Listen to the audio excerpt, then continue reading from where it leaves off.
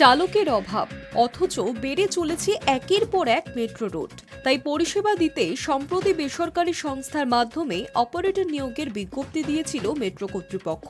বলা হয়েছিল east West মেট্রোর জন্য বেসরকারি সংস্থার মাধ্যমে 5 বছরের মেয়াদে ট্রেন অপারেটর নিয়োগ হবে।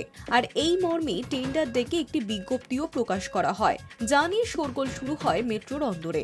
বিভিন্ন সংগঠনও প্রতিবাদ করে, আর তারপরই সিদ্ধান্ত থেকে পিছু হটল মেট্রো কর্তৃপক্ষ।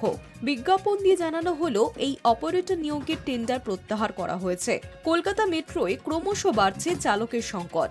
চলতি মাসের শেষে অন্তত 13 জন মোটরম্যান বা মেট্রো চালকের অবসর নেওয়ার কথা রয়েছে। আর এই পরিস্থিতিতে কলকাতা মেট্রোয় উত্তর দক্ষিণ, ইস্ট ওয়েস্ট, জোকা মাঝেরহাট এবং নিউ গড়িয়া রুবিপথে পরিষেবা চালু রয়েছে। এছাড়াও পরিষেবা শুরু হতে পারে নোয়াপাড়া বিমানবন্দর পথে। ইস্ট ওয়েস্ট মেট্রোর শিয়ালদা থেকে এসপ্ল্যানেড পর্যন্ত পথও চলতি বছরেই জুড়ে যাওয়ার কথা। সেক্ষেত্রে হাওড়া ময়দান থেকে সেক্টর 5 পর্যন্ত পথে মেট্রো ছুটবে। সংশ্লিষ্ট পথগুলিতে মেট্রো চলাচল শুরু হলে চালকের চাহিদা আরও বাড়বে, কিন্তু আকাল চালকেরই। দক্ষিণ পূর্ব রেল থেকে 25 জন চালককে আনতে পেরেছে মেট্রো কর্তৃপক্ষ। আপাতত তাদের প্রশিক্ষণ চলছে।